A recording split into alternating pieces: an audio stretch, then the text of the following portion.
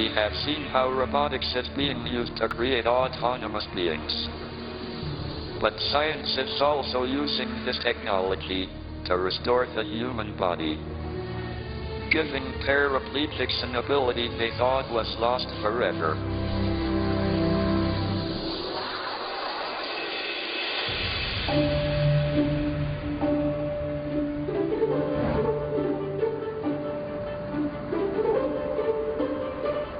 I'm Joy Reidenberg, and as a comparative anatomist, I'm fascinated by the mechanics of the human body, especially the way we can do the most complicated things with what seems like no effort at all.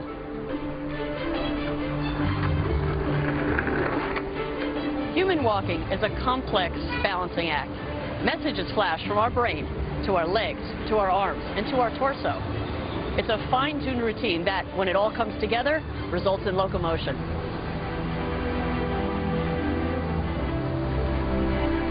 But when this ability is taken away by injury or disease, science has struggled to find a way to restore it. Now, that is about to change. Here at the Moss Rehabilitation Center in Philadelphia, something remarkable, some may even say miraculous, is happening. I'm here to meet people who are paralyzed, but can now stand and walk on their own 2 feet. This is the machine behind the miracle. It's an exoskeleton. ReWalk is a sophisticated combination of engineering and sensing electronics, giving people the chance to do something that they thought they would never do again. Do you feel like you walk it or it walks you? I definitely feel like I walk it. Because I, stomp around and get mad when I don't do it right. And Jean Altamari was paralyzed in a car crash. After being in a wheelchair for 2 years, she's now learning to walk again. And we're clicking. It means we're working. The noise you hear is the 4 motorized joints at the knees and hips. The next one is it. You ready? Yep. Let's walk. There you go. And What does it feel like when you're doing this?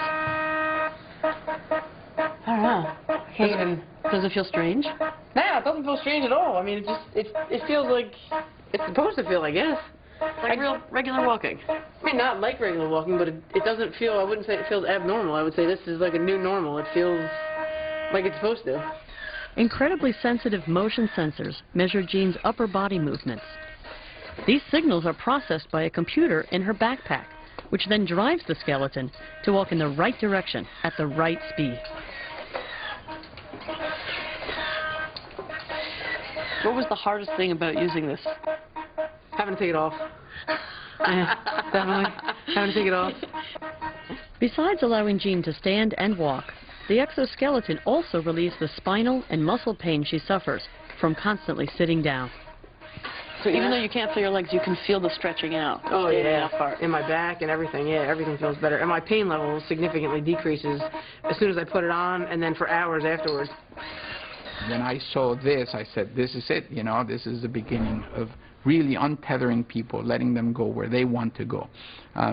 Getting them the opportunity to go from sitting to standing, to be able to hug their loved ones in a standing position, to look at anybody else at eye level.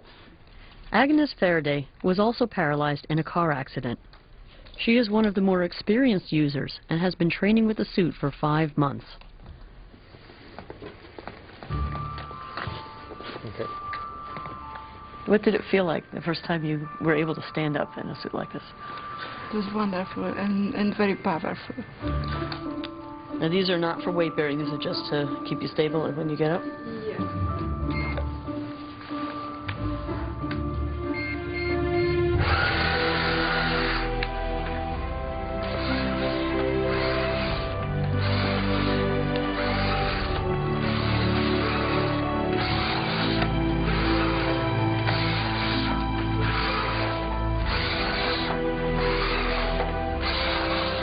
Agnes has been using the suit for nearly half a year, so she can test its ability to keep up with her.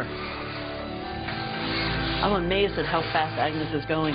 She's like a speed demon. I think she has it set on the highest setting possible. She does. It's really amazing how fast she can make it move and how smoothly she makes it move. What you see is that individuals, as they get practice with this, can walk and walk and walk, and they're happy to keep walking because they're not being fatigued by the system.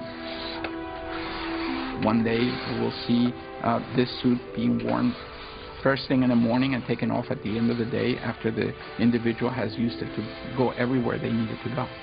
But ideally, of course, we want people to take this out on the road. That will be the next step. Independence. That will be the next step for sure. Exoskeleton technology is so remarkable that it can also enhance the ability of the able-bodied. This suit, produced by Lockheed Martin, is called the Hulk, the Human Universal Load Carrier. It gives the wearer the ability to lift over 200 pounds.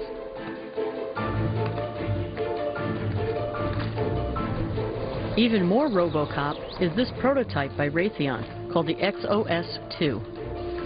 Its makers claim an operator can do the work of 2 or 3 men. These suits could transform the way we build houses, deal with emergencies, and fight wars.